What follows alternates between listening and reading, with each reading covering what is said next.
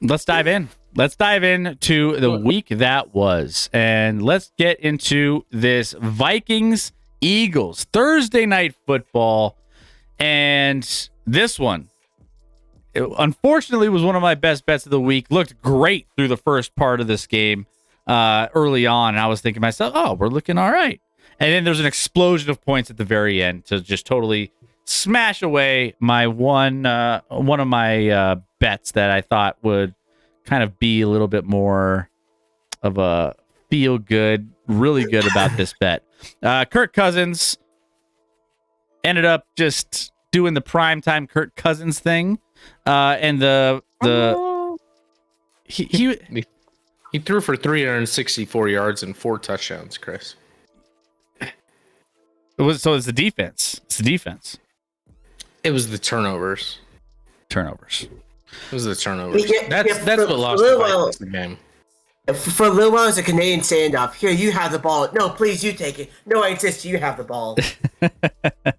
I mean, the winning, everyone's like, Kirk Cousins did. He threw for 364 and 4 touchdowns with no running game. They ran for 28 yards in this game. Madison was the one getting more heat than anything else. He had 8 carries for 28 yards, fumbled twice. Not a great game for Madison. However, after the game, he posted some ridiculous messages he received in social media from people being like terrible, racist, like angry at Madison. Like there's no place for that. Like, what are you doing in life to like keyboard warriors, man? Like, I mean, it's gross. It sucks. It's gross.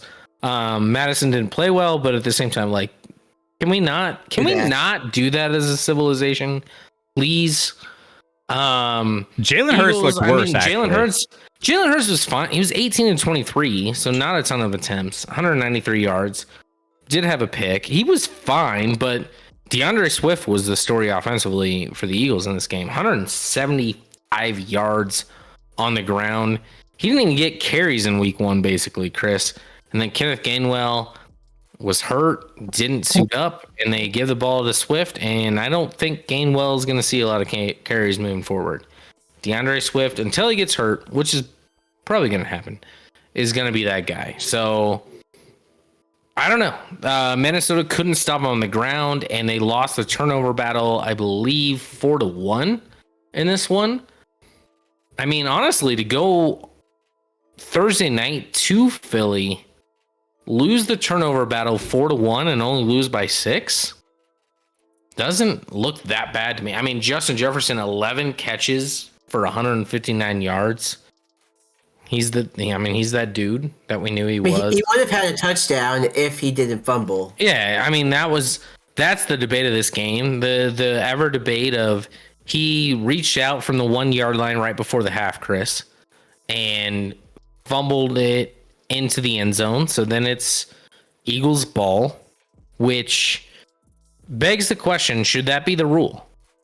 Like everywhere else on the field, if you fumble the ball out of bounds, the offense keeps the ball from the spot of which they fumbled. But if it enters the end zone, it's the defense's ball if it goes out of bounds. To me, I think they should change the rule. I think, like, if you recovered it in bounds, great. If you don't, it goes back to the spot of the fumble, regardless of where it exits out of bounds. Like, I hate that rule at the end zone. I don't think it awards the best teams. I think it's a stupid rule. Milwaukee thinks it's a great rule, so that makes sense. I think that rule sucks. I really do. It doesn't reward the better teams. It rewards a fluke.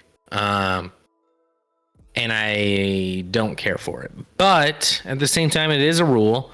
But that was a 10-point swing in this one, Chris. Minnesota was going to score a touchdown there. And instead, Philly gets a touchback. They end up kicking a long field goal at the end of the half. So that's a 10-point swing right before the half. And again, they won by 6 at home. So I would argue Philly hasn't looked great through 2 weeks. They've been all right, but they haven't looked great. Certainly not to the standard they looked last season. Minnesota, though, moves to 0-2. Scrambling. Shouldn't, competed hard in this game, but lost last week to Tampa, and they only have themselves to blame on that one. So, yeah, this was an entertaining Thursday game, though. 34-28, back not necessarily back and forth, but like Minnesota made it a game. Ended up covering the spread, so it was entertaining. It was a lot of fun.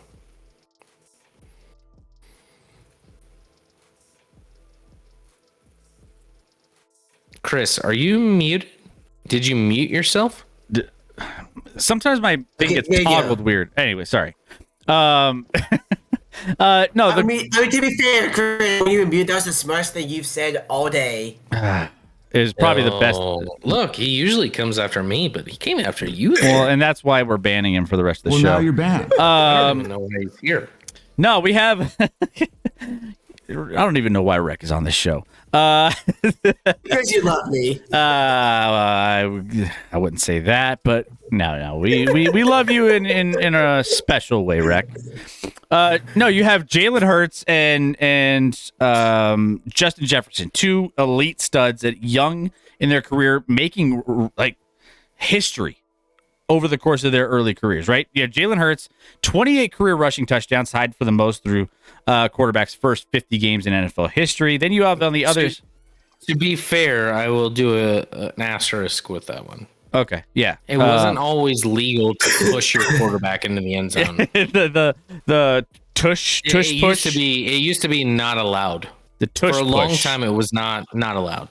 Yeah. Well, he's taking advantage of it now. But on the other side, Justin Jefferson eclipsed 5,000 career receiving yards, reached the mark 52 games, just 52, tying Hall of Famer Lance Allworth for the fewest games needed in NFL history. Also, fifth career game with 10 receptions and 150 receiving yards, which is the most by a player before turning 25 in NFL history.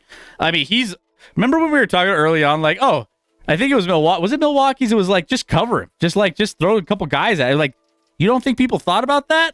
Like, They haven't. Apparently, they haven't yet, Chris. They've decided to leave him open. They've decided to leave him wide open.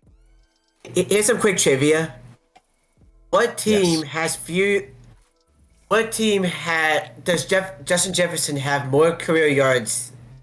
I'm trying to think of how to word this. It's really weird. It's not going great so far. I know. Justin Jefferson has more yards than every receiving. receiver on what team? Oh, the Chicago Bears. Yeah. The Bears. The Bears they've never had a 4,000 yard. Wait, no, what was it? I mean, I never 4,000 yard passer, but yeah. Crazy. 5,500 yards receiving. Yeah. Easy. Crazy. Don't come at me, Rec. It's this trivia nonsense. Well, that got us kicked off for week 1. So let's move on to the next matchup here, which we got Ravens and Bengals. Now, the surprising thing here is the fact that the Bengals coming out of the gates stumbling. Now, 0-2 for the second straight year. And I believe it's because also the fact that they every single year have issues with Joe Burrow and his health is kind of the main aspect of that as well. But it's kind of strange to see the Bengals struggling as much as they were. They were favored in this game by going back and forth between 3.5. When it was all said and done, the Ravens come away with a 27-24 victory in this one to improve to 2-0. And the Bengals dropped to 0-2 for the second straight year. So even without J.K. Dobbins, the Ravens get it done. Yeah, I mean, this game probably wasn't like the Bengals got a punt return touchdown in this one. It probably wasn't as close as it was. The Bengals offense is anemic at this point. Like it was, they got some numbers late where maybe the Baltimore kind of went into a more soft shell defense and the Bengals took advantage of that. But like through 6 quarters of the season, you could argue the Bengals were the worst offense in the NFL. Actually, not even arguable. They were the worst offense in the NFL, which is crazy to say. And let me be clear. I still think the Bengals are going to figure this out. I think the Bengals are fine. Well, they're not fine right now, but like There's time to figure this out. Clearly, there's issues offensively. I mean, Jamar Chase through 2 games has 39 yards. Chris, I don't even know how that happens. I don't understand that. I can't begin to be like, how does the number 2 wide receiver that's drafted in fantasy football get 39 yards through 2 games? But here we are. I'm not going to panic because, like you said, they were 0-2 last year, and they ended up, 12-4? Yeah. With a one last game than everyone else because the Buffalo Monday Nighter. I think the difference with this one maybe is the fact that the injury for Burrow was aggravated in this game, which I believe that was a big aspect of just but he looked better late than anywhere else. Maybe. Hauser's asking, what is the panic meter for the Bengals 1 to 5? I would say it's a 2 for me. I'd say it's a 3, depending on what the panic meter means. But like, it's been bad through 2 weeks, and I'd say it's a 3 or 4. Both games were in division, so that doesn't help either. You lose to Cleveland week 1 and then Baltimore week 2. That doesn't help it either. So I'd probably say 3. Yeah, I think I go 3 or 4 for no other reason than I think the scale needs to be more on a 1 to 10 because we can get a little bit more granular with like how we go. Because you can get really Do I think they figured out? I mean, evidence shows they should. Does that mean they will? Maybe they don't. I don't know. Maybe they don't. I doubt Burrow was ever healthy. That bag of money didn't have any healing serum, and it didn't. Yeah, I think he missed out on that. Need that ayahuasca. I don't buy the issue is a calf injury to Burrow. I just think maybe the lack of training camp, maybe the lack of like timing, that has way more of a role than, in my mind, whatever his calf is feeling right now. I mean, to be fair, when has he ever had like consistent quality playing time in training camp? And that's true, but they started 0-2 last year. Yeah. I mean, yeah, that's fair. Also, one of those games was just an absolute acid trip of a game against the Steelers. Yeah. Like I'm still not entirely convinced that game was real. He went to overtime in a game he threw like 6 interceptions in. But like that game was bad. I mean, going back, Joe Burrow, I think he's 1-7 in his team's first 2 games of a season in his NFL career. Like over the course of him being an NFL player, 1-7 in his first team's 2 games.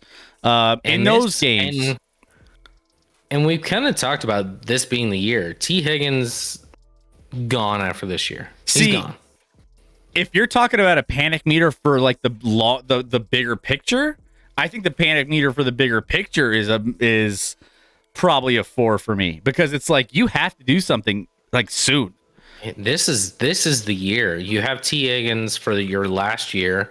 Eventually, you're gonna have to pay Jamar.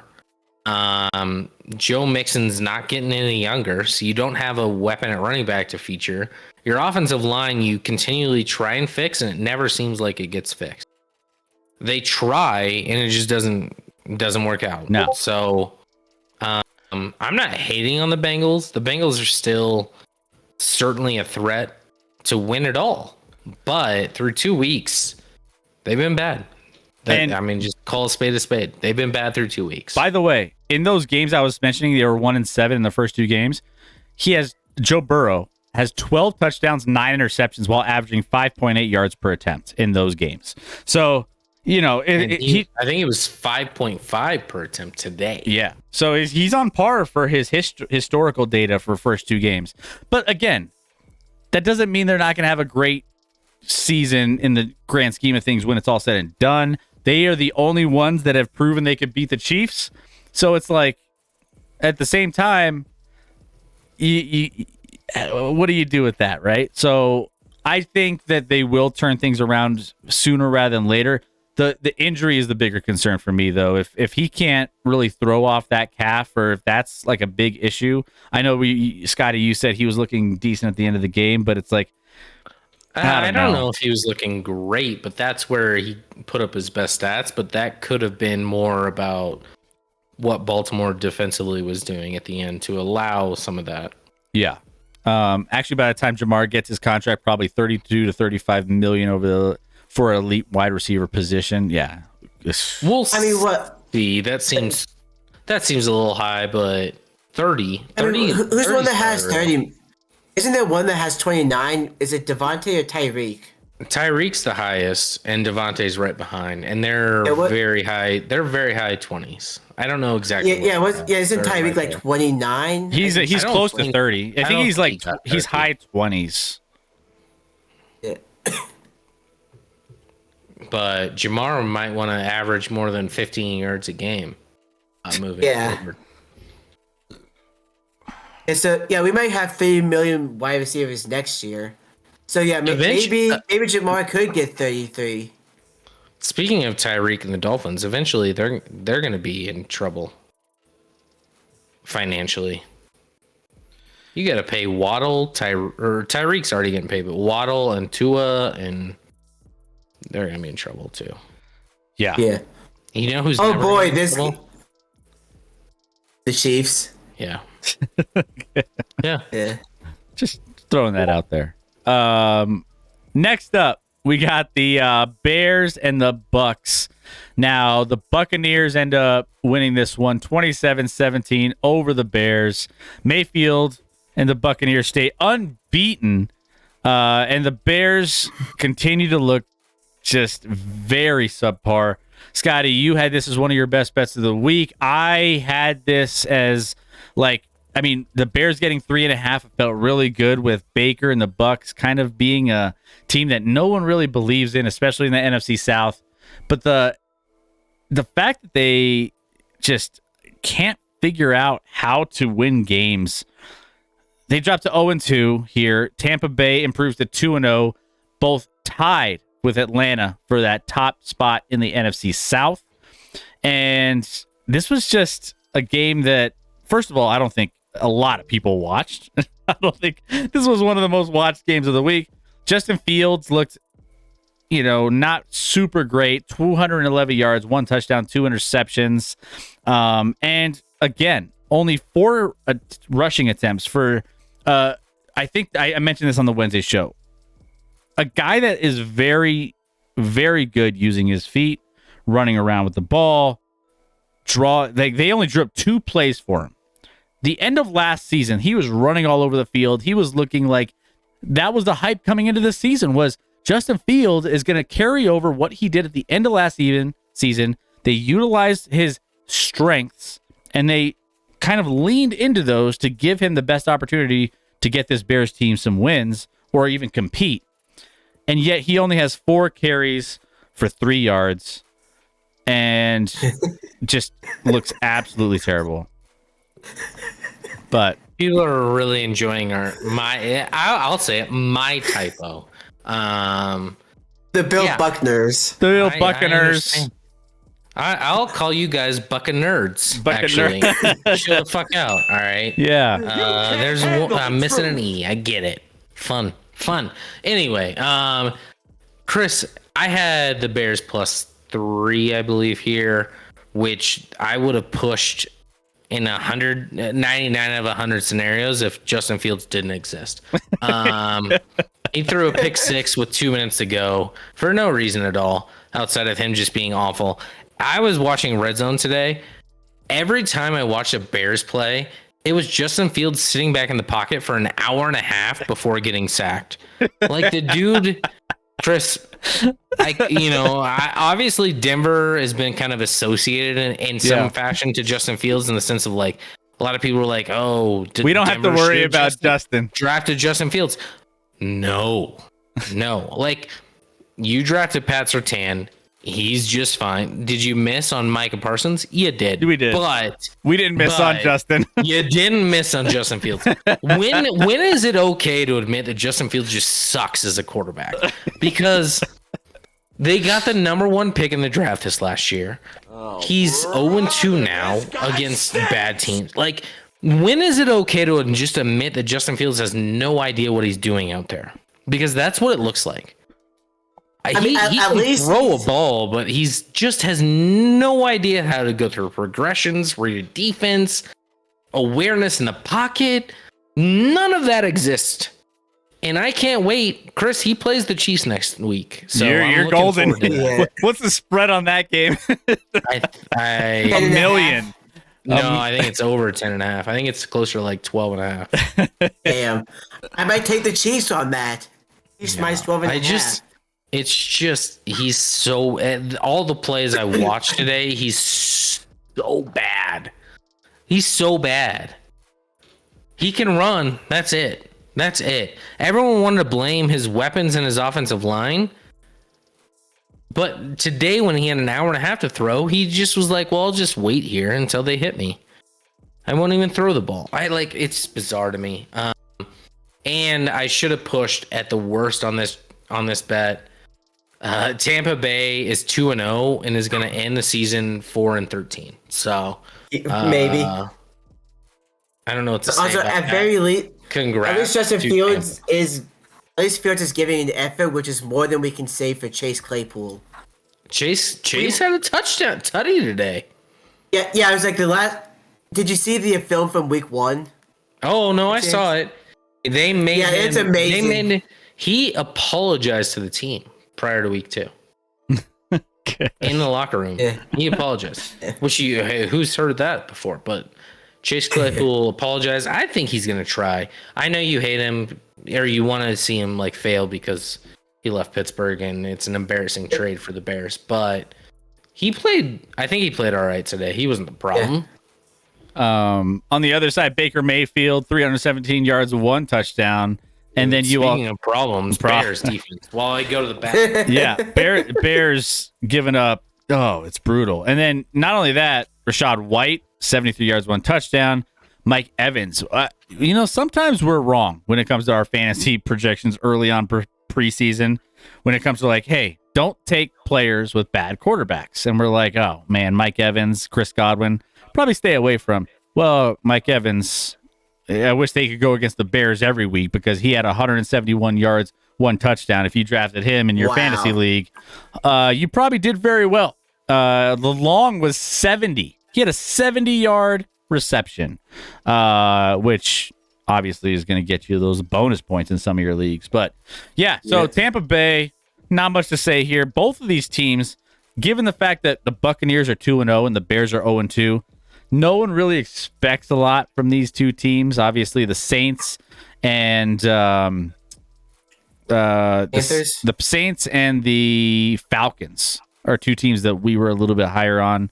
So I don't know. I guess enjoy the wins while you can as a Bucs fan. I think it's going to come to a close here pretty quick. So enjoy them while you got. Who do they play next week? Let's see. The Bucs play next week against the Philadelphia Eagles, so they'll come back down to earth. That should be fine. And then the Bears, as we mentioned, play Kansas City Chiefs. When are they? Okay, Is there a double header on Monday night next week? Yes, there is. Although it's not double header, it's just 2 games at the same time. Saints, Falcons, and Steelers Browns. No, I'm talking about next week. Oh, next week for Monday night? Week 3. Because let me check. The Eagles Bucks game is a weird time. Give me a second. Week 3, let's go all the way down. And yes, there is. There's a double header next week. Eagles, Buccaneers, and then Rams, Bengals. Interesting. Are they? How long are they doing this for? I was gonna say they've done some weird schedules. Week 4. Week 4, it's just 1, so it's just 2. We have 2 weeks of double headers, and I don't know why. It's weird. Although, by the way, on a somewhat related note, what happened to the Monday night double headers being week 1? Whatever happened to that, and then just abandoning it the rest of the season? I think they had a gold mine of the Jets and Aaron Rodgers on Monday night week 1, and they're like, let's not waste that. No one else is watching anything else. Yeah, about the Jets. Yeah. Are they next? STG. I drafted Marquise Brown. Looked good today. We'll get to that one here in a little bit. STG. Mike Evans continues to just be reliable, says Hauser. He quietly always gets a thought. He had a great game. He's more than reliable. He had a great game. So, and last year in Tampa, and I could actually see him moved. Maybe at the deadline, maybe not. Maybe they just wait for that comp pick if you're Tampa. But this is last year in Tampa. Yeah. Next up, we got the Green Bay Packers and the Atlanta Falcons on our next game. I keep waiting for Jordan Love to just, we've been talking a lot about Jordan Love. What is Jordan Love? Is he the guy? Is he not the guy? I'm still very encouraged based off of what he's done in 2 weeks.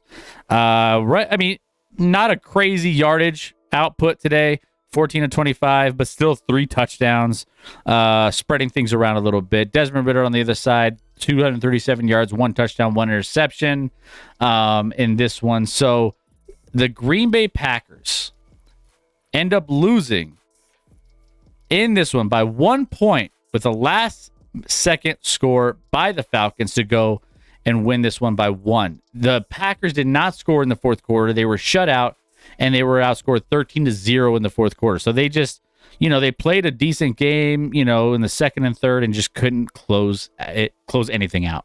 But game-winning field goal ends up taking it down for the Falcons. This is one of my best bets of the week. I had the over 40.5, which I thought was a low total, and I thought that there was a lot of injuries in this one. A lot of injuries, a lot of players who weren't playing. Watson, and then you had some running back issues for Green Bay. So there was a lot of people thinking this was going to be a low-scoring game. I thought it was going to be a little bit higher. 23-21 is what I said on Wednesday-ish. And we got somewhere in that range, and I hit the over. But, Scotty, what did you think of this game?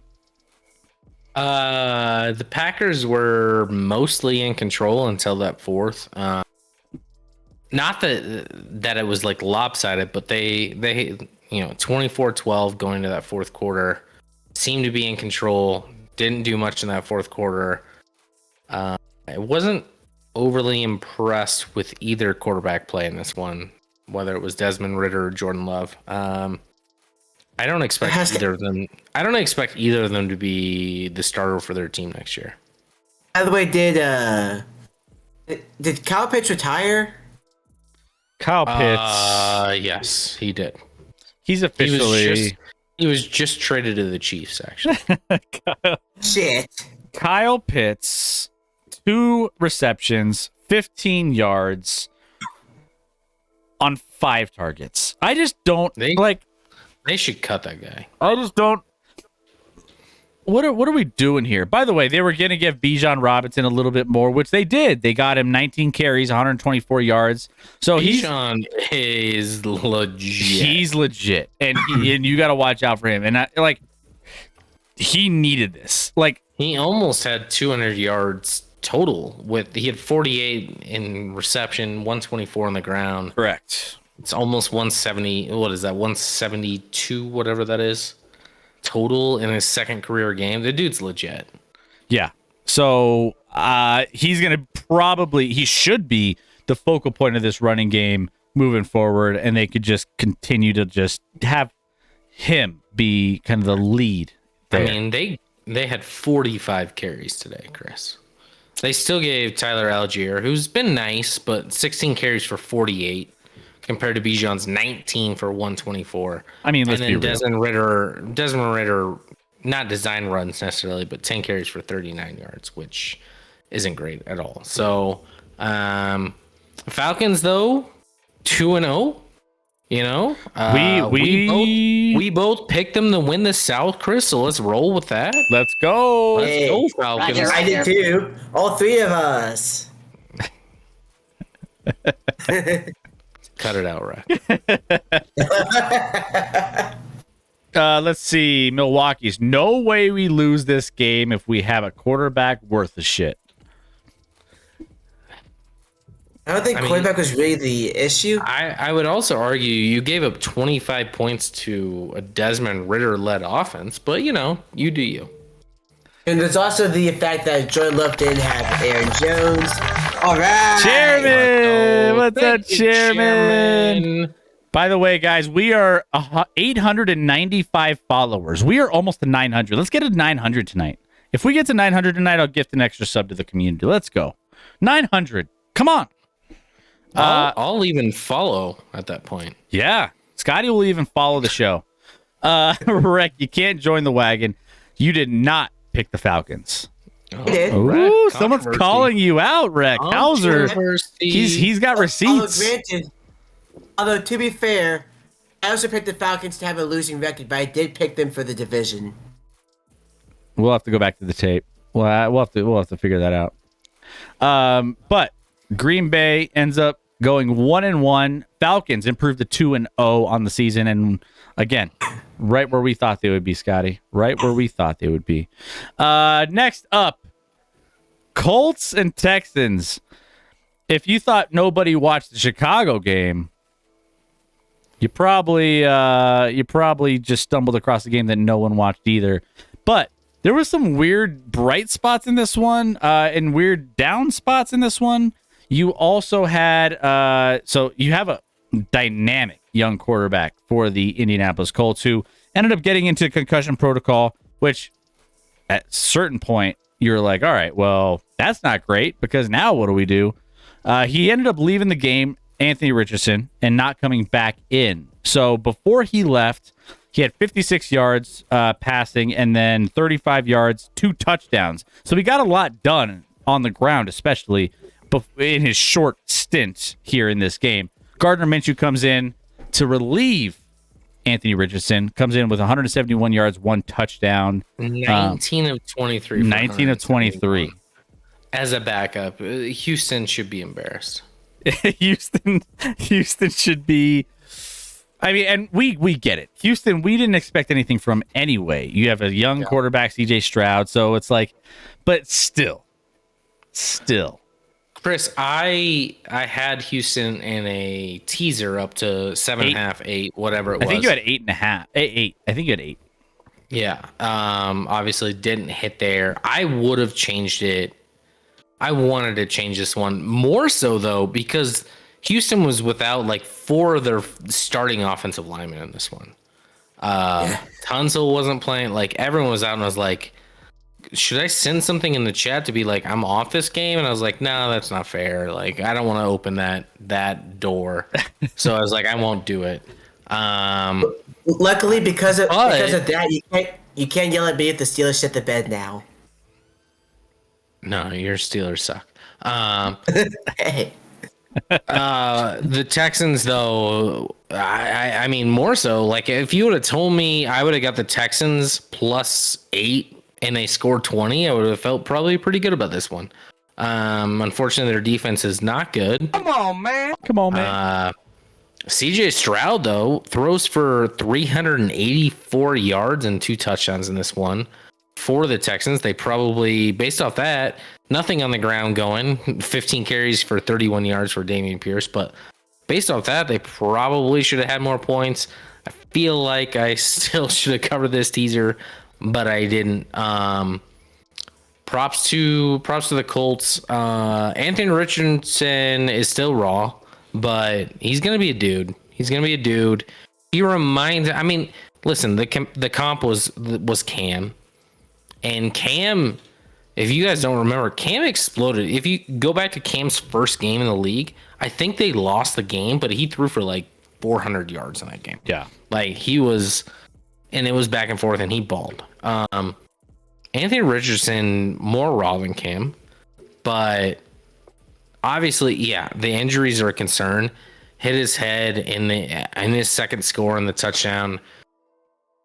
You hate to see that, but he's probably been the most consistent, reliable quarterback of the rookies through 2 weeks, although Bryce Young has yet to play week 2. He plays tomorrow, so we'll see.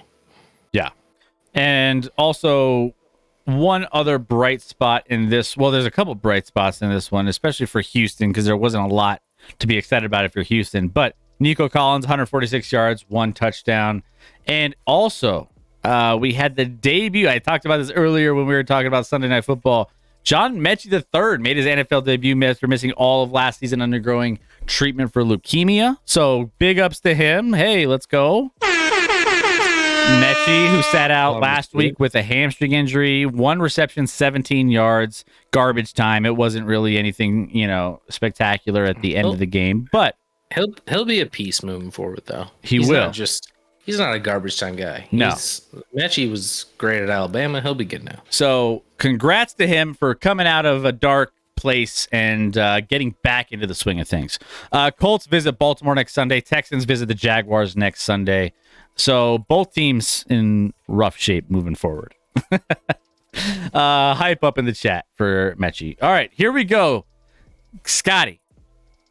Yes. We got your Chiefs and the Bengals going at it today.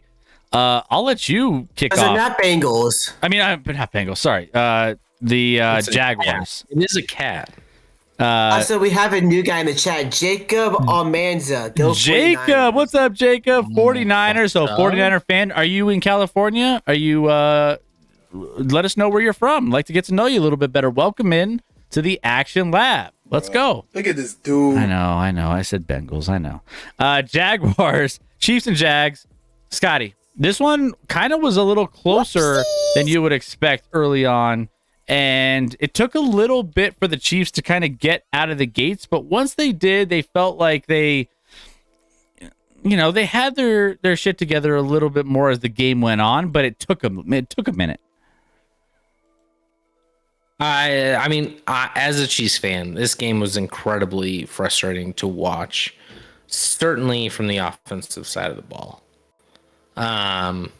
It was sloppy. The defense, Chris, is, and this is what I said prior to the season. I'm like, the reason the upside for the Chiefs is so good this year is because this is the best defense Mahomes has ever had at his disposal, and it's not close.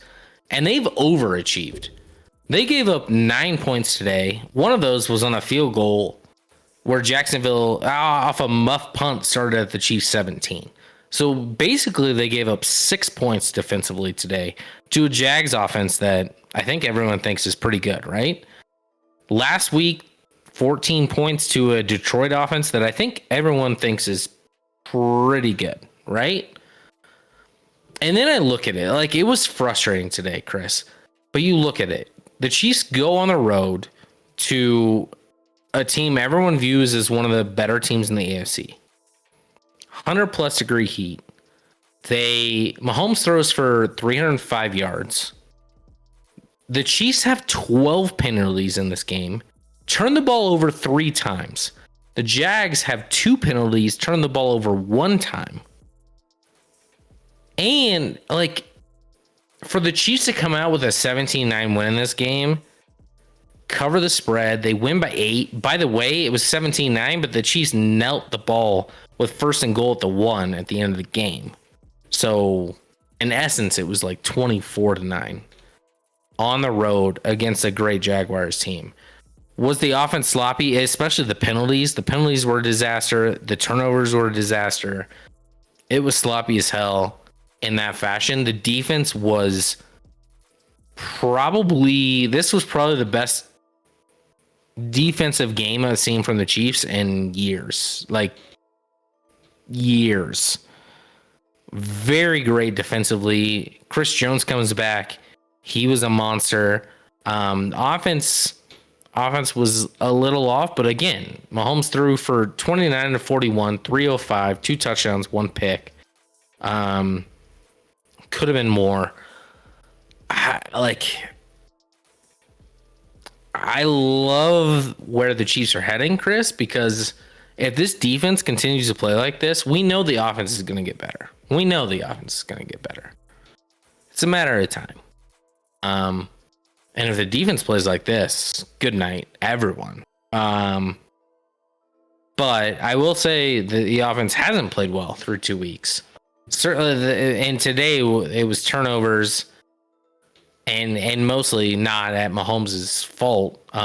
Turnovers and penalties that, all of our penalties were mostly offensive penalties that just set us back time and time again. The highlight of this game, though, was, Chris, when Travis Kelce caught a touchdown and the announcer said he found a blank space in the field to catch that touchdown. Oh yeah.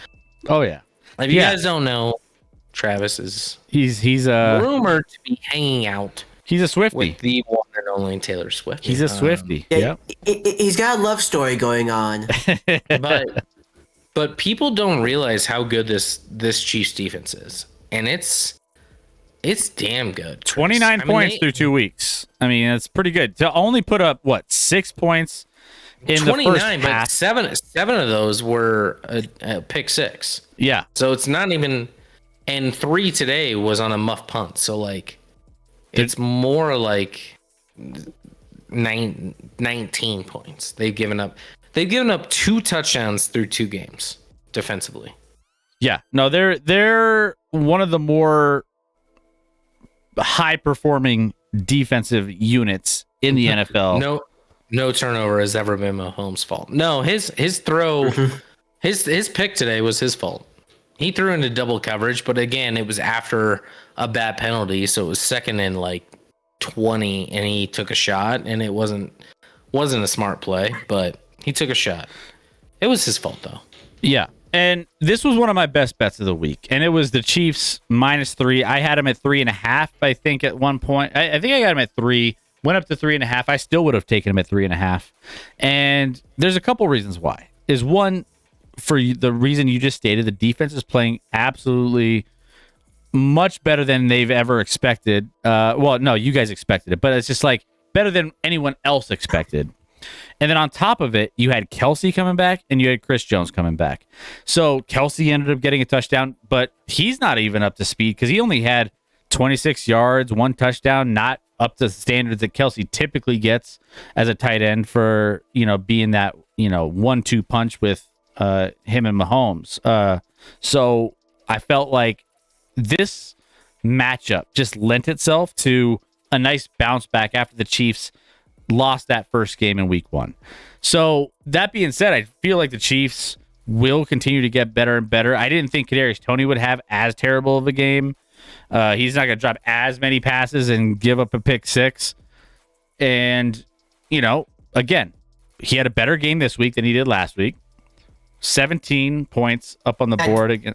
I mean, that's not hard to do. It's not hard, but at the same time, it's only going to get better.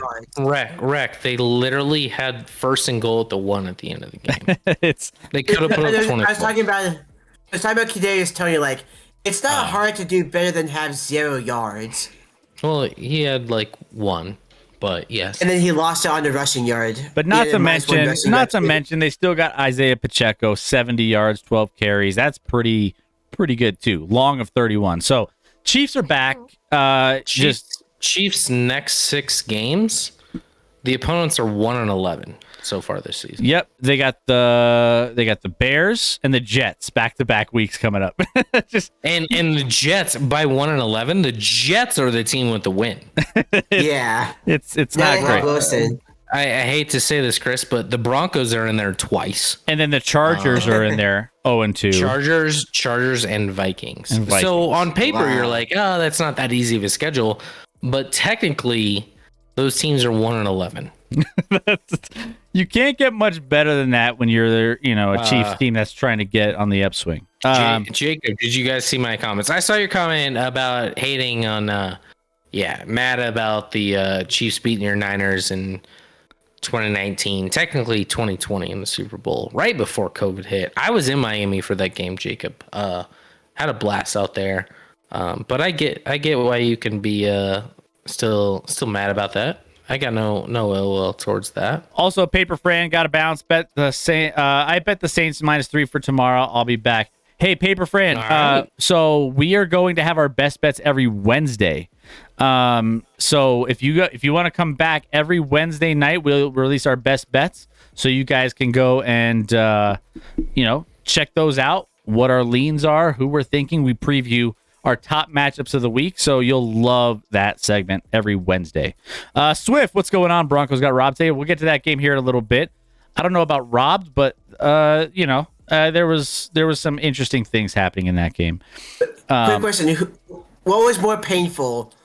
Broncos game for you or the Patriots game for Illogical? Broncos I think game Broncos for me. for you. Yeah. You were up 21-3 Against a dog shit team. Yeah. I mean, that dog shit team is 2-0. Yeah, Oh, but look, the Chargers, another 0-2 team. Chargers finding ways to lose. Let's dive into this one. Chargers, Titans. This game was exactly as we advertised on Wednesday, Scotty, isn't it? Like top to bottom, we both were like, this is going to be a close game, come down to a field goal, and the Titans, one of the better coached teams in this matchup, and also a team that just plays the Chargers really close each and every single time. We wouldn't be surprised if they won outright, but we were like, we love the Titans in this one, getting 3.5. And I think it dropped to 3. I still liked it at 3. I picked it in a couple of my other non-ActionLab pick'em pools for against the spread. They hit for me. And Scotty, Titans end up beating up on the Chargers here at the end of this one with a field goal, 27-24. Chargers dropped to 0-2 on the season. What were your thoughts on this one? listen, the Chargers continue to charger, and this is the year I was like, they won't charger, and they're charging more than they've ever charged through 2 weeks. They're clearly more talented and better than Tennessee. They were up for a majority of this game, I believe. I mean, they were up 11-0 early. They went for 2, gave it through to their offensive lineman for a 2-point conversion to go up 11-0. Up at half 14-10. Did start to trail, but then took the lead. I don't know what to. I don't know how the Chargers lose games, but that's what they do. Yeah. And then they get the ball. They literally get the ball in overtime with an elite offense to start, and they have 3 plays for 0 yards. I can't figure it out. I mean, their offense was great through, you look at Justin Herbert's stat line in this game. He was 27 of 41 for 305, 2 touchdowns, 0 picks. So prior to overtime, where he went over 3, he was 27 of 38. He had 11 incompletions over 38 attempts in the regulation, and then in overtime he just shit the bed. Isn't that the theme though? Whenever it matters, in a big game or in a big scenario or a big situation, when the pressure is on, the Chargers somehow find a way to choke like that. Yeah.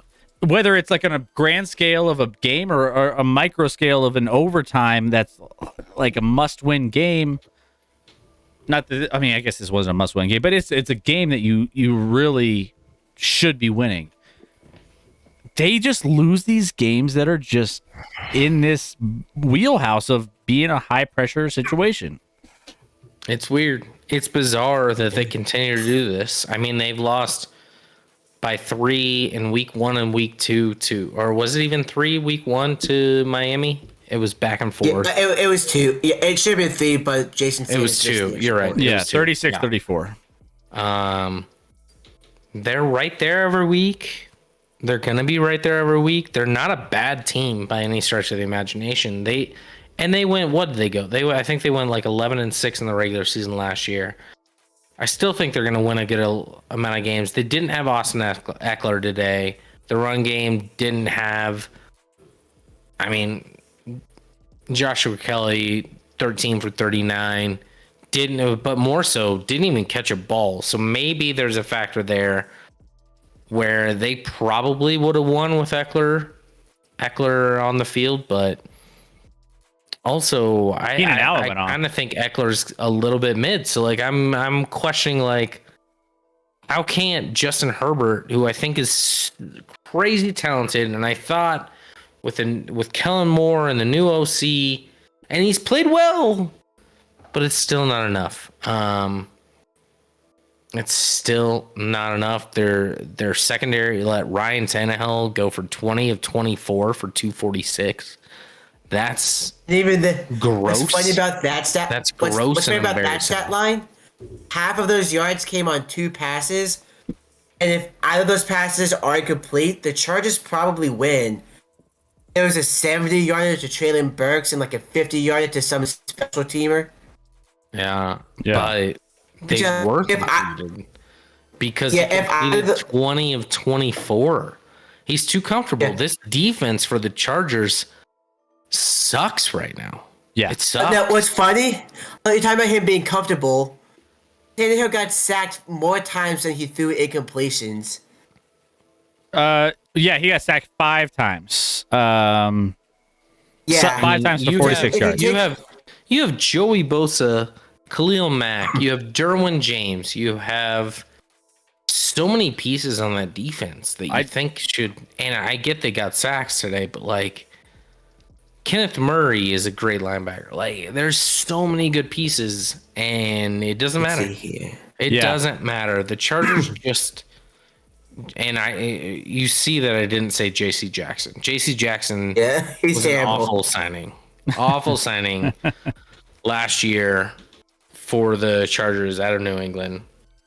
I mean, if someone's leaving New England as a defensive player and they're not willing to pay him, you shouldn't pay him either. You should have a red flag up. Exactly. He's literally dying. Allen and Williams were killing him, says Swift. Yeah, Allen and Williams were bright spots on the offense. I mean, Keenan Allen, 111 yards, 2 touchdowns. Mike Williams, 83 yards on 8 receptions, 13 targets. Both Williams and Allen, from a fantasy perspective, both got double-digit targets.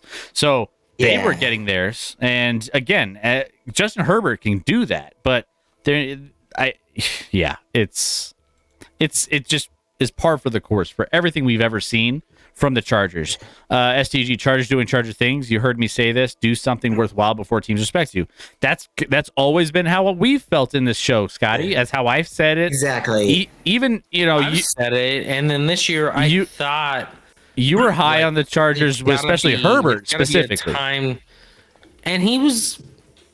he's still performing well. 2 touchdowns and 0 picks today. Yeah, he's still performing well. It's on Brandon Staley. He can't coach this defense at all. Evdog didn't notice. Didn't notice the last 2 games. Mike McDaniel's trying to use Eric Ezukamna. I don't know what to say. As a Deebo Samuel type gadget player. I think they're trying to mix it up a little bit over there for sure. Yeah, also, one more thing on Tannehill, going back to the whole 2 completions thing. If you take away those 2 completions, there's 18 completions for 127 yards. He was he was complete passes, but he was very mid. Besides those 2 great plays, and those 2 plays were the reason this game went to overtime in the first place. I'll remember those stats when your quarterback plays tomorrow. I know. I'm gonna take one more code yellow. Go spam code yellow as Chris gets out of here for a second. Rec, do you feel worse today after watching the Rams play the 49ers? I already know it. No, because it's kind of hard to feel worse after that game. But, I mean, the Rams were able to move the ball kind of pretty easily at times. Oh yeah. Don't worry. Yeah, I know they looked a whole lot better than us, but yeah. Like I said, I can't. No. I don't feel worse because the bar is already too low for me to go lower. But does that make you maybe have more caution moving into week 2? That maybe your team just sucks. I don't know what. Like, it looked like we didn't even practice, and again, I think a lot of it does fall on Matt Canada. And I'm not defending Pickett. He looked like ass too. I just gotta see how this team rebounds. I'm not pushing the panic button yet. Okay. And you should. If we go 1 week. If we start 0-3, if we lose this week and we lose to the Raiders, I'll start panicking. Yeah. Who loses to the Raiders? Nobody loses to the Raiders. Except Denver. That was my point. SCG, Stafford's better than Pickett, though. In the Hauser's asking Doc, how are we thinking about tomorrow? And Doc says, I'm stocking up on alcohol, which is always a good choice, regardless of what happens. Like, again, it's a home game against the Browns. If we lose, something is wrong. I think the Browns looked a little better, certainly defensively in week 1. Yeah, they do have a somewhat underrated defense. All I'm trying to remember, I think they did get rid of their defensive coordinator, but I gotta see who the new guy is. You would trade Myles Garrett for TJ Watt straight up, right? No. Why the hell would I want to do that? Because you want a better player? In what world does Myles get the better player? Like, what makes him a better player than TJ Watt? Just like his ability to play football, honestly. I'm sorry, when was the last time that Myles Garrett intercepted a pass? Or even better, intercepted a pass while falling? He's a defensive end. I'm not paying that man to intercept passes. Chubb gonna eat, I think. Jim Schwartz, Super Bowl winning coordinator. All right. Remember, even in the game where the Steelers were getting... Jacob asked, who's our Super Bowl picks? Prior to the season, mine was Chiefs Cowboys. Chris's was Bengals Niners. Is that what you had, Chris? Who was my NFC? Was it? I think it was Niners. I have to go back the footage. I don't try and You don't remember? Either way, I had the Bengals winning the Super Bowl, which I do remember that. Which I'm not. Again, we talked about the Bengals earlier, so go back and watch the VOD later on what we thought we said. About I can't believe you don't remember who your Super Bowl. I think it was the Niners. I think it was Bengals Niners. It was either Niners or Eagles. It was something. Oh, you know what? It wasn't the Eagles. No, it was the Eagles because I didn't believe in the quarterback in San Francisco. Yep, you're right. Yeah. 49ers, Eagles. 49ers. Bengals, Eagles. Yeah. Sorry. Yeah, I mean, honestly, I'm with you, Chris. I think Bengals beat the Eagles. Even better, my Bengals wildcard pick is looking a little bit better Bengals now need to get their after they shit go 0-2. together. You guys should be concerned. Bengals need to get their shit together. If you both agree, it's already fucked. I mean, the fact that Rec is agreeing with me is not great. All right, Raiders. Hey, I've had a few good takes, like with Miami. Raiders and Bills.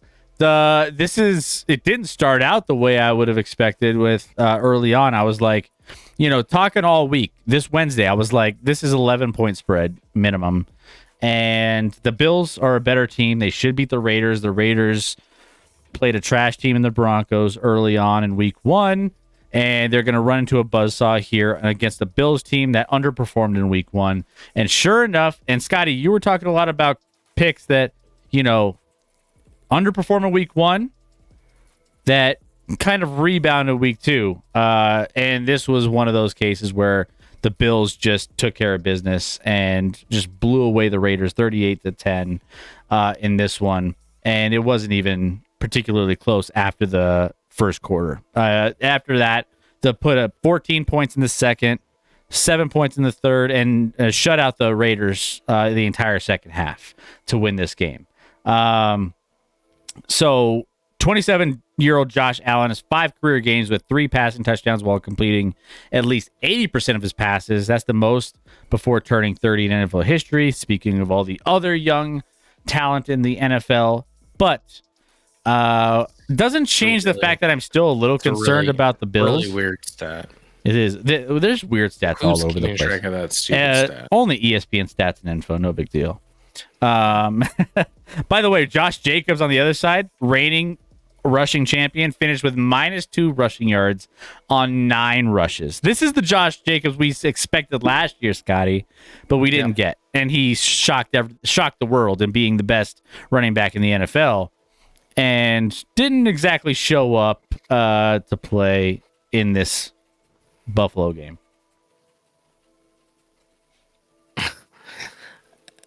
Cuban responded to Jacob's Super Bowl picks. He's like Broncos and Bucks.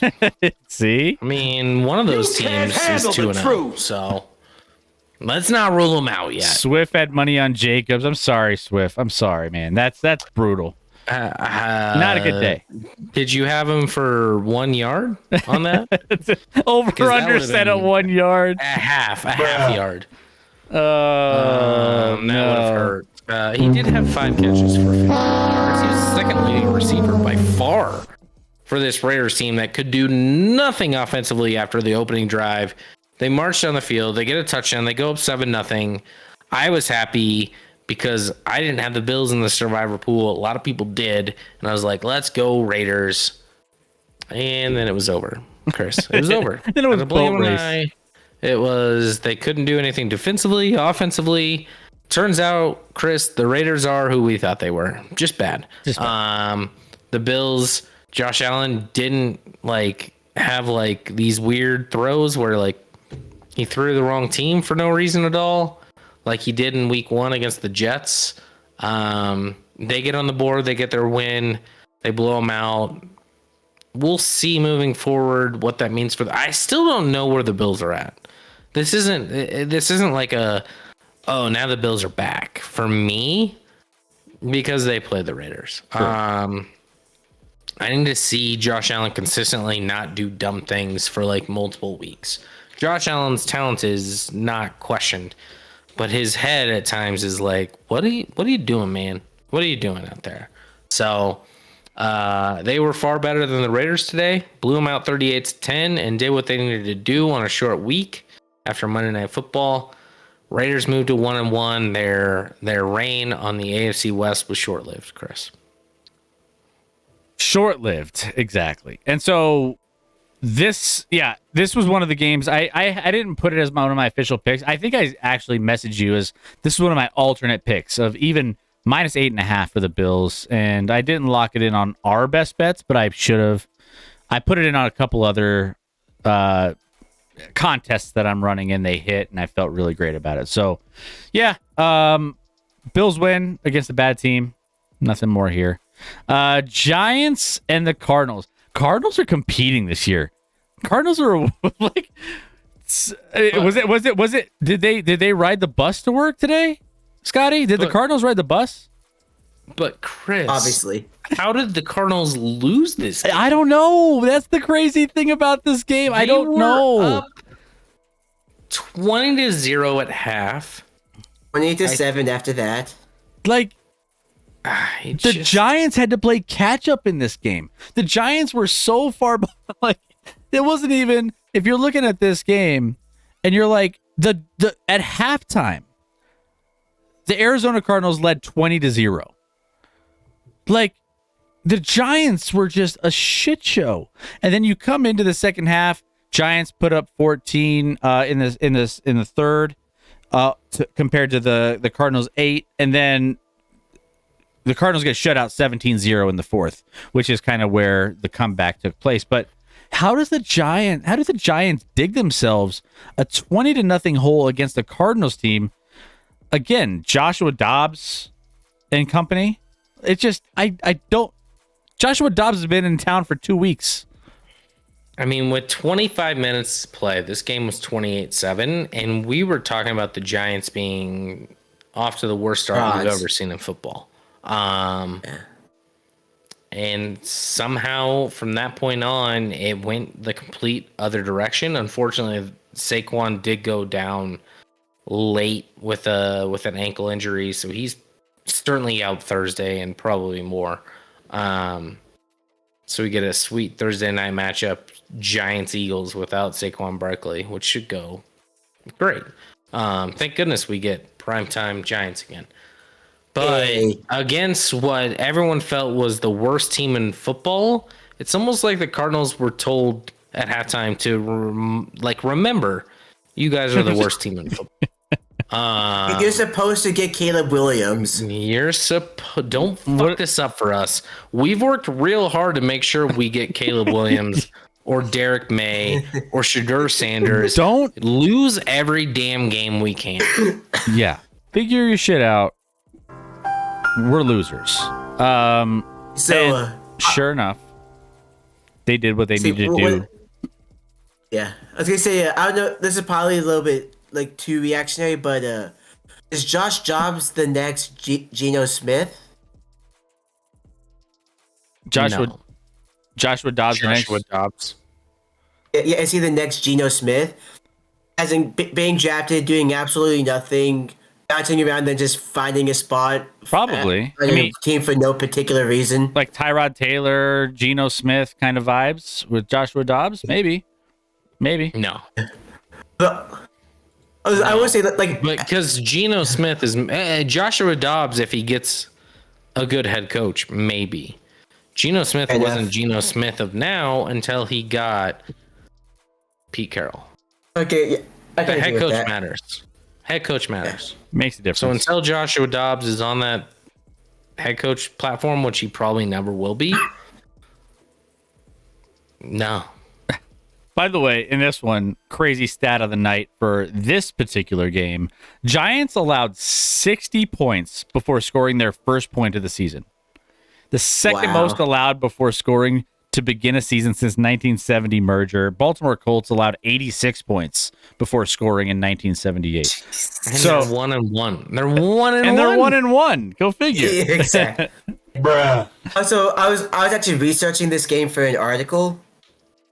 The Cardinals lost because they got way too conservative in the fourth quarter. It was run, pass, and normally somewhere in that mix there are penalties that made it impossible to get there. It was like run, holding, pass. I mean, yeah. I mean, the Cardinals go up 28-7 in the third quarter, and their next 3 drives, they get a total of 29 yards on. over And 3 and drives. I think there's more than 29 yards on the first drive. It was 31 on the first, and then 3 plays -1, 3 plays -1. And then at the end of the game, they got 19 on 3 plays, but that was basically no time left where like the yardage didn't matter even. Yeah. So Yeah, it's probably bias coming in from the Steelers and the Volunteers, but I'm really liking what I see out of Josh Dobbs. yeah, it is bias. Do you guys watch college I football? I want to like him. Jocko, we do watch college football, especially both of us are here in Colorado. So we, Chris, where were you in the Discord last night? I thought you'd jump in. Where were you at? What were oh you doing man, last night? dude, there was a lot going on at the house over here. We had some things happening.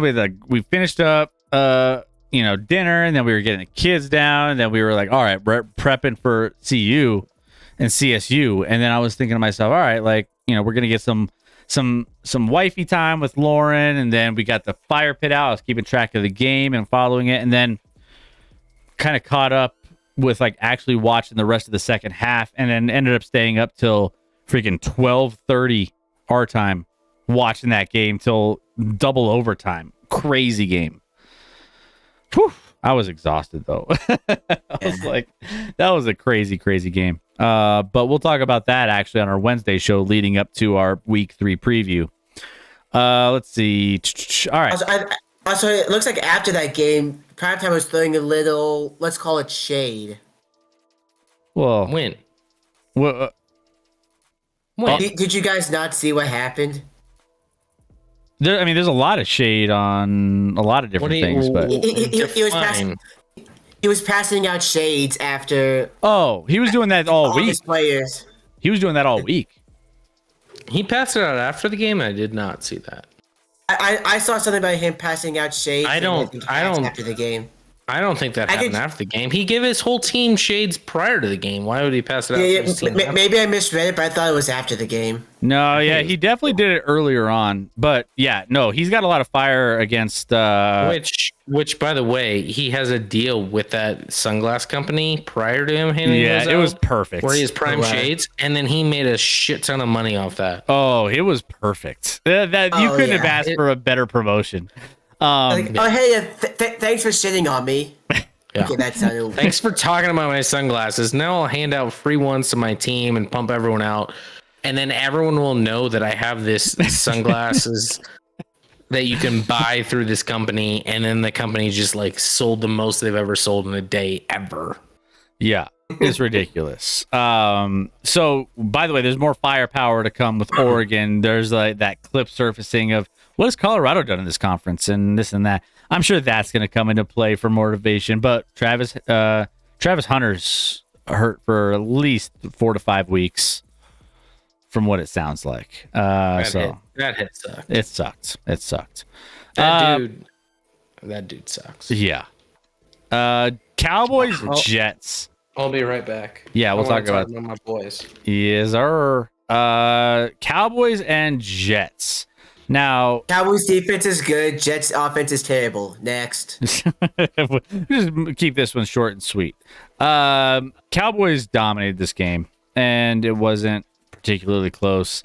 Dak Prescott, again, is showing why he's elite, and Cooper Rush is not elite because Cooper Rush didn't throw any passes in this game. Cooper. But all jokes aside here, Zach Wilson is exactly who we thought he was. 170 yards, 12 for 27, 1 touchdown, 3 interceptions. That's a far cry from what they were expecting from Aaron Rodgers. Breece Hall, 4 carries, 9 yards. Dalvin Cook, 4 carries, 7 yards. 64 total yards on the ground rushing. Garrett Wilson was one of the bright spots, a long of 68 yards for a touchdown. But the story is the Dallas Cowboys being arguably, from what we've talked about so far, the best team in the NFL up until this point. I mean, their defense is stacked. Their offense, they got Dak and Pollard. They got CeeDee Lamb. They got a lot of options. Michael Gallup, I feel like Michael Gallup isn't going to be worked into the season quite as quickly, but he's going to be big eventually. Not a big. He didn't even show up today. 1 reception, 3 yards. But I like where that's going to go eventually when he gets up to speed and he's fully integrated in. I think he's still getting over that recovery of some of the injuries that he was going through. But Dallas Cowboys look good. Let's just be real. Swift of New Jersey. Swift in the chat. As a Cowboys fan, I wasn't impressed with the Cowboys offense. We should have had more points. But that's the thing, Swift, is the fact that you can say that this was a bad game and you still put away a team 30-10, which that's what you should do to bad teams. You should put them away. And you shouldn't have to worry about teams like this. You can afford to have maybe a not so great game against the Jets team and still win by 20 and feel good about it. So listen, I get the frustration in not scoring in the red zone because Dallas was awful in the red zone in this game, but the offense outside of the red zone, I mean, CeeDee Lamb had 11 for 143. Dak was 31 of 38 for 255 and 2 touchdowns let's keep in mind, the Jets are a very good defense. We saw it on Monday night against the Bills. Like, the Jets are a certainly top 10 defense, if not top 5 defense in the league. So putting up 30 against this Jets team is nothing to sneeze at. And oh, by the way, if you guys didn't see this game, just watch Micah Parsons. Just go back and watch like Micah Parsons highlights. Dude's the best defensive player in the league. It's not. I know starting this season I said it's 1A, 1B with Nick Bosa. No. He's the alpha. He's the omega. Micah Parsons is the best defensive player in the league right now. Yeah. And I don't think it's particularly close. Yeah. But we don't need to spend a lot of time on this game. I mean, we kind of get the fact that the Dallas Cowboys should have won this game. So next up for the Cowboys, they have the Cardinals, which, again, winnable game. Tough matchup there. And then Come on, Dobbs. And then the Jets get a matchup with the New England Patriots, who we saw tonight, who didn't exactly get the good end of this Sunday Night Football's referees at the end of this game. But we'll see what happens next week. All right, next up, Seattle Seahawks is Chairman. Is Chairman hanging around the chat? He subbed and then left. He subbed later on, and then he was like, "Peace." And then he was like, It kind of feels like sometimes, Chris, when I was a child, I remember this specifically. Like primetime, you remember ESPN primetime After all Berman. the games, Chris Berman and Tom Jackson. You and I are the same person because this is how I would felt too. I would always watch the highlights, but if the Chiefs lost that day, I'd be like, "Fuck that! I'm not watching it." Oh, I didn't watch you. That was the shitty part for all the people who loved watching ESPN and all the replays and everything else. You were screwed for the next 4 or 5 days until you started prepping for the next week. Yep. Yeah. Not great. So maybe that's where Chairman's at right now. Haven't seen Football Wife in the chat. I hope she's okay. Yeah. I don't know. This was a crazy one. Look okay in Discord. You definitely want the over in this one, and if you hit the over, or you bet the over, you hit it because we're, only throwing up 68 points. No big deal. Geno Smith, 328 yards, 2 touchdowns. On the other side, Jared Goff, 323 yards, 3 touchdowns, 1 interception. David Montgomery left this one with a pretty substantial injury from the looks of it, with getting carted off in this one. But Kenneth Walker, 2 touchdowns on the ground, 43 yards.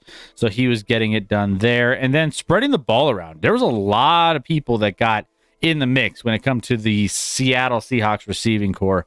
Everyone was getting targets. So it was like Oprah handing out just receptions and targets left and right.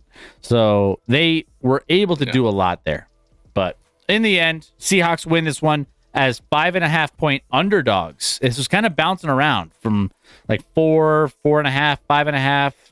But in the end, Seattle Seahawks win this one outright 37-31. Detroit dropped to 1-1. Seattle is improving to 1-1. This wasn't any of my pick of the weeks, but this is one of the games I bet on, and I bet on Seattle.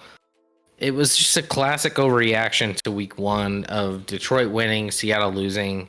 It felt like, I talked about that 1-0 versus 0-1. I felt like these teams were pretty similar on paper, and sure enough, they go to overtime. And they went to overtime with Detroit coming back late to get it to OT. High scoring affair, obviously. Both quarterbacks offenses really had their way.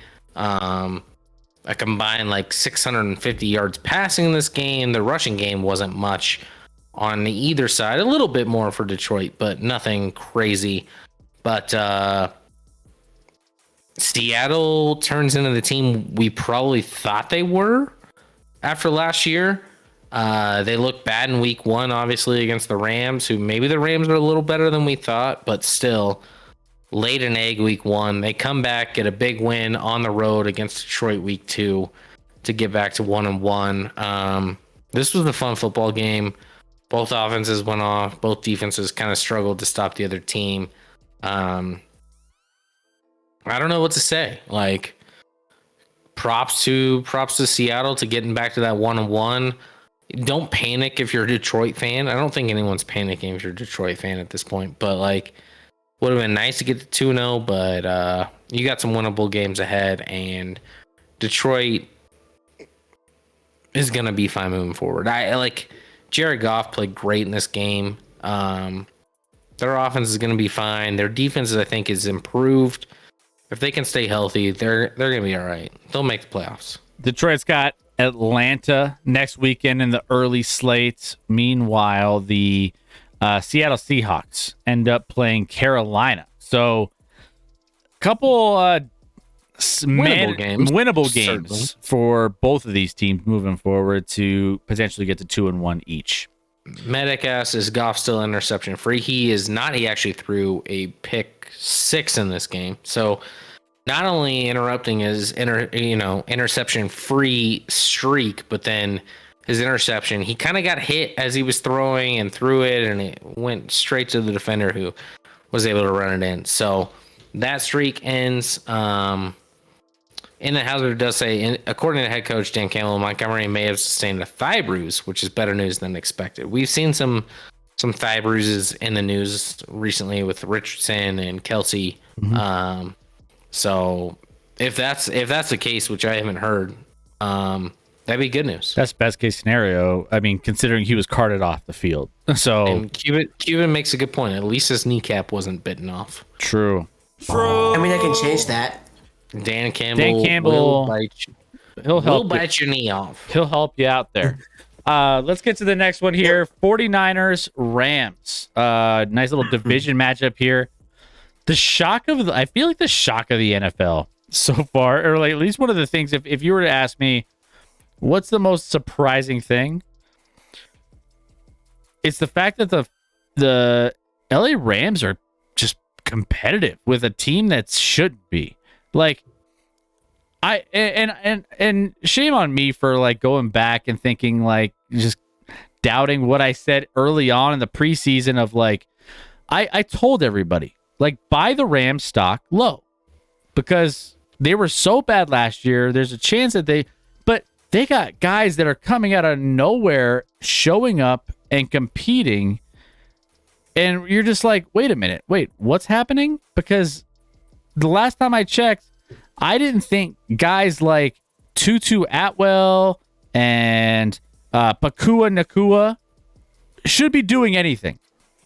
Like, who are these names? Puka Nakua? Puka Nakua, household name. Puts up only 15 receptions for 147 yards. Oh, wait. By the way, on 20 targets, by the way. No big deal. 20 targets. Dude is... I picked him up in at least one league. He's a monster. He is a monster. Not to mention, the other week he put up... Yeah, back-to-back weeks. 119 yards, 147 yards. And just absolutely just out of nowhere being like a super productive person on this wide receiver on this offensive side for the Los Angeles Rams.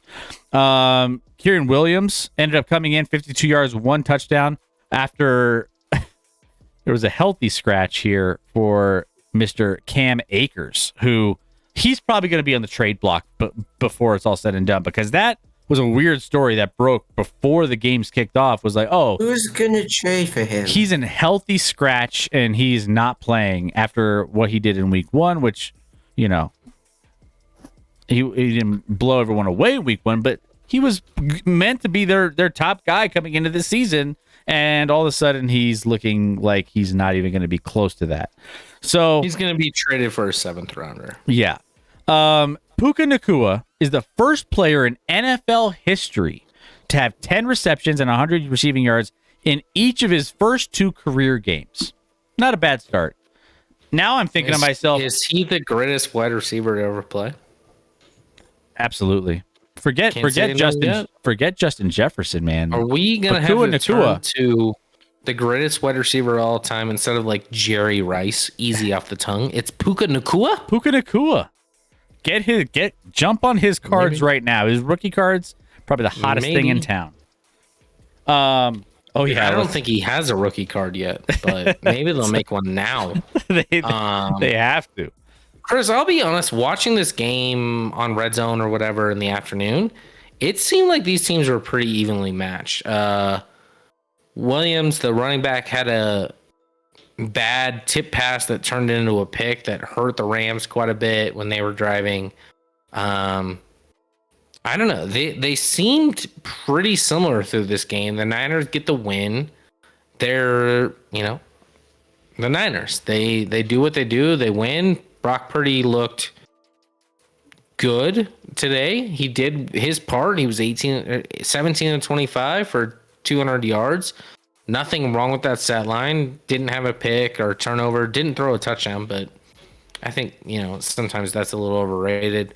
Christian McCaffrey did his thing on the ground, but part of that was on like a 51-yard carry. You take that out, like, maybe he's a little less than that, but This game was a lot more of a battle than I think people care to admit. I think the Rams might be pretty good. We know the Niners are going to be good, but I think after week 1, everyone was like, the Niners are just fucking great. And I'm like, are they great or are they just, they're good. They're very good. Don't get me wrong. They're not great. They got an easy matchup in week 1. Yeah. Where's Rex? Is Rex dead, by the way? Yeah, he's good. He gone. I'm here. Had a Chiefs Niner parlay and I was scared. LOL. Yeah, see, so I followed this line down to 7 because I was like, all right, well, obviously a lot of money's coming in, and a lot of people liking the Rams to cover this. People are thinking the Rams are a little bit better coming into this matchup based off of what they did week 1, based off of just how Matthew Stafford was looking. And by the way, Matthew Stafford, for being a guy that we were questioning coming into the season with the whole like injury concerns and is he going to be that guy again?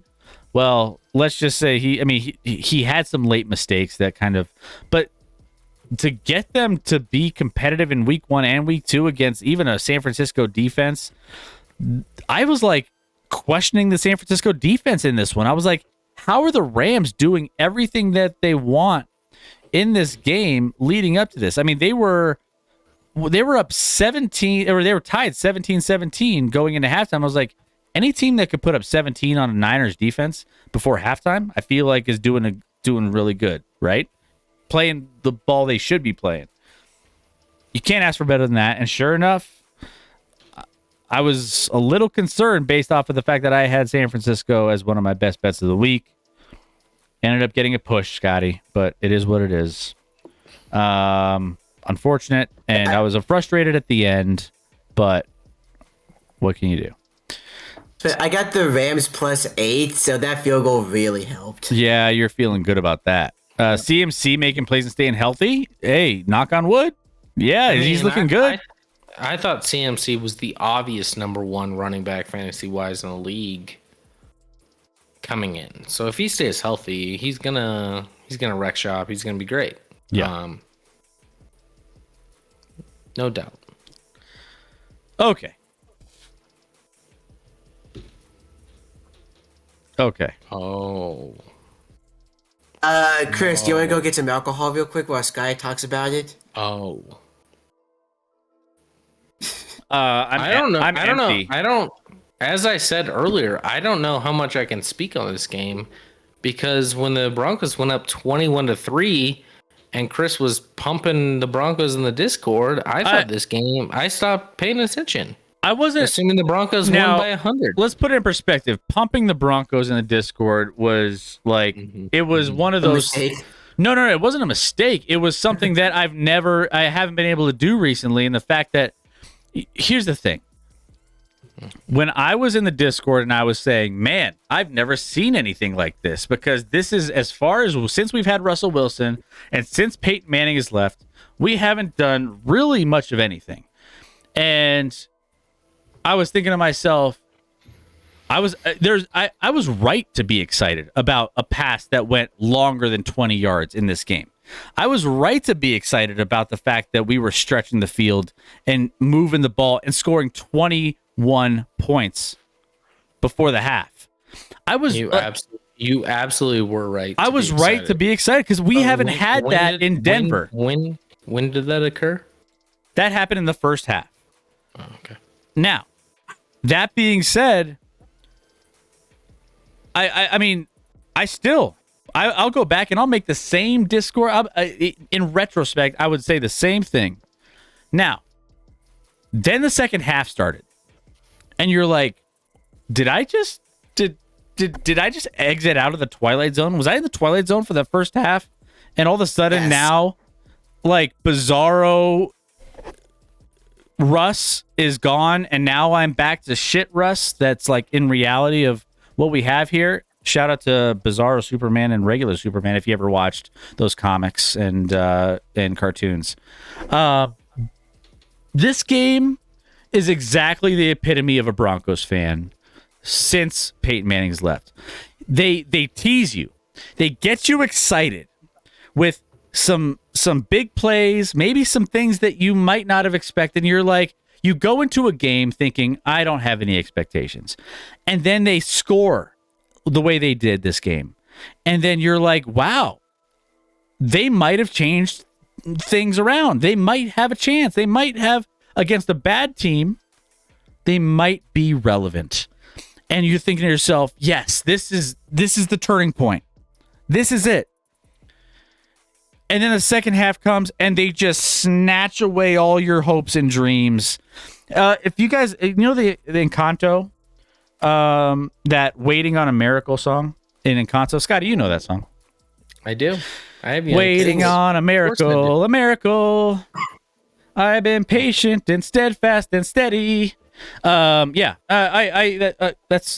me as a Broncos fan, and then just still getting disappointed with because we don't have a miracle. You got the miracle. And You I got the said that. miracle. I was singing that song to my family because my daughter was watching the game with me and my wife was watching the game with me, and we were like, I'm waiting on a miracle.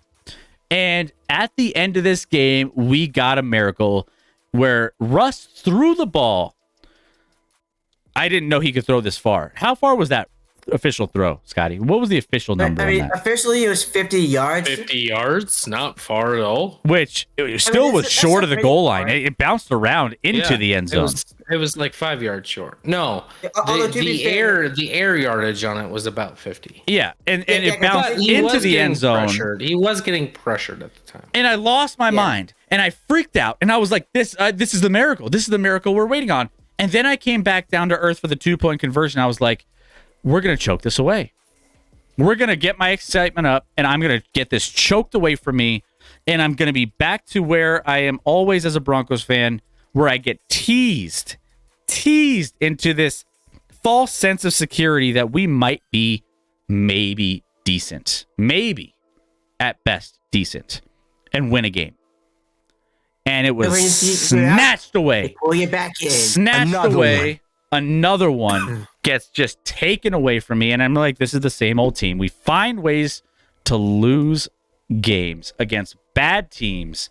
And here we are again.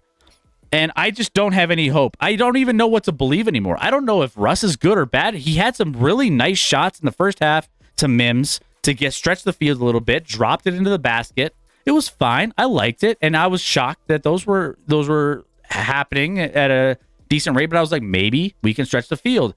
Then the second half comes around, that doesn't happen anymore, and I'm like, what do we change? What went wrong? The offensive line wasn't exactly the greatest, and Russ is running for his life. And is he holding onto the ball a little bit too long in some of these situations? Sure. Is he the guy? I don't know at this point. Like, we know that he could throw the ball more than 50 yards because he did it at the end of the game, and he did it to Mims a couple times in the first half. So why aren't we drawing these plays up more? I'm so confused. I don't know what to think.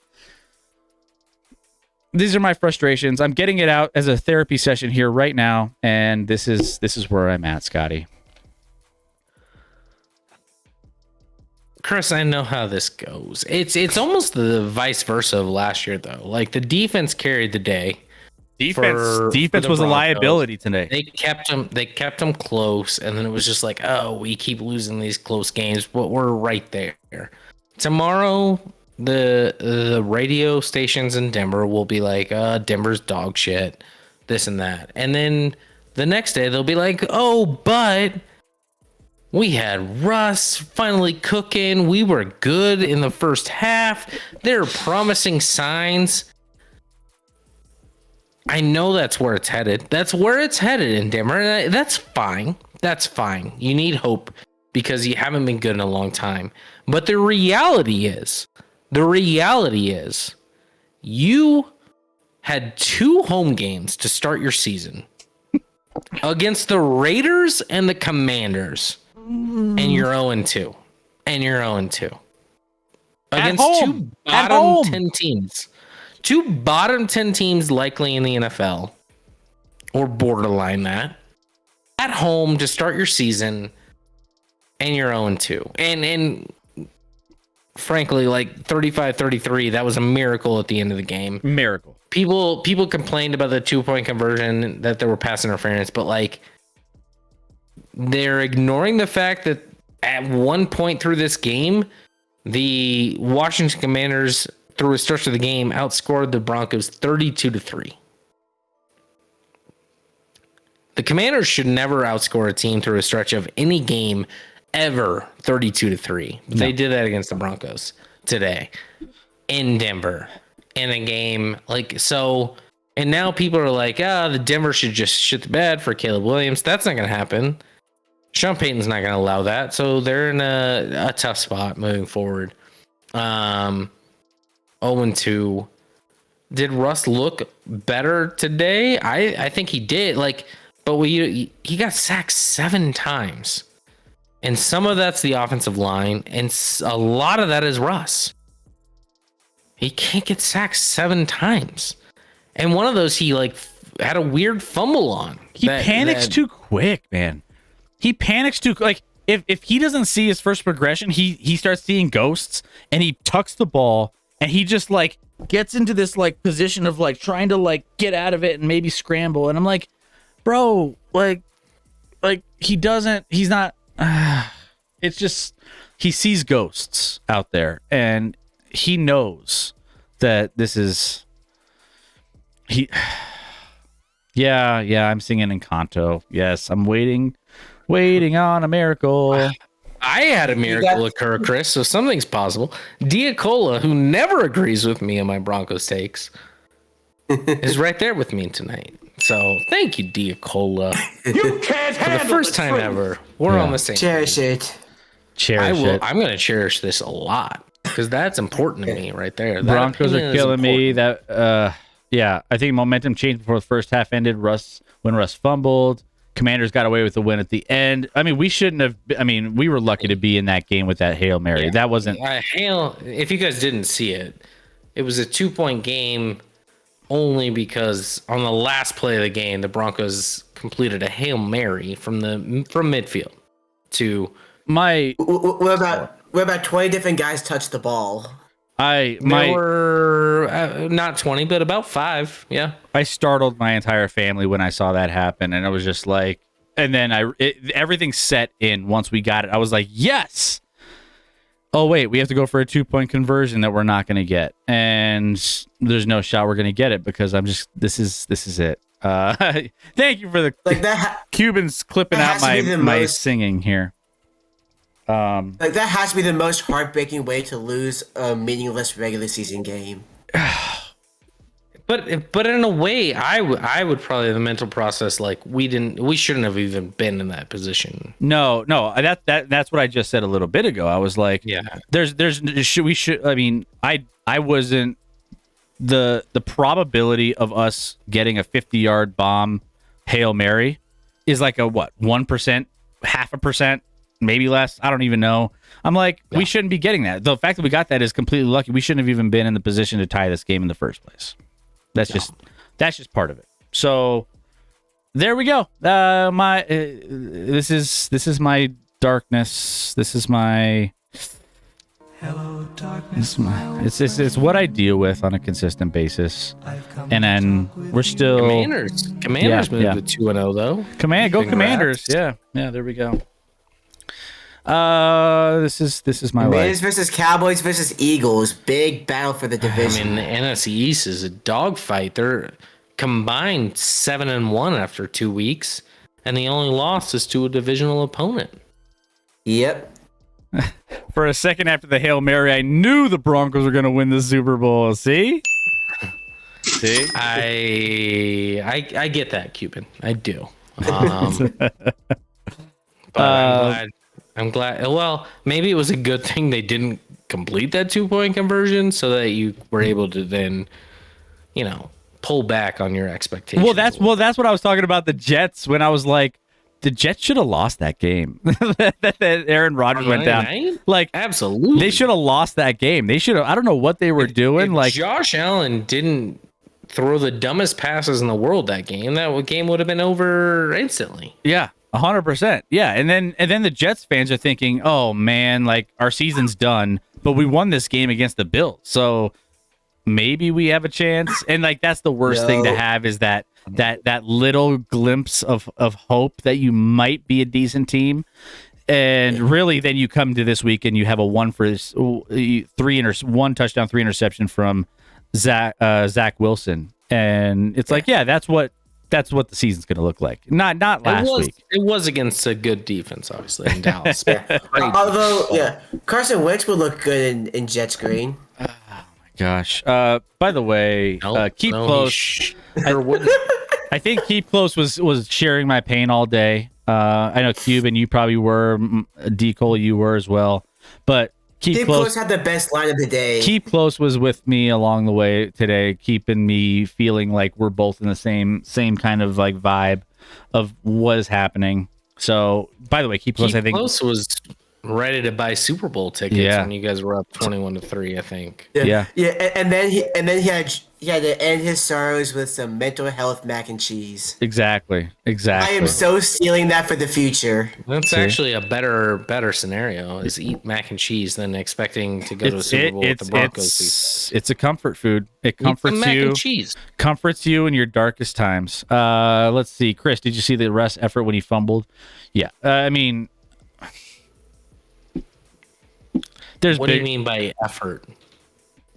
Like, there's bigger. Like, so who gave more of an effort, Wilson diving on the ball or Chase Claypool week 1? see, and again, I just don't know what to think because now I know that Russ can throw the ball downfield. I know he can, and it's just like I don't know.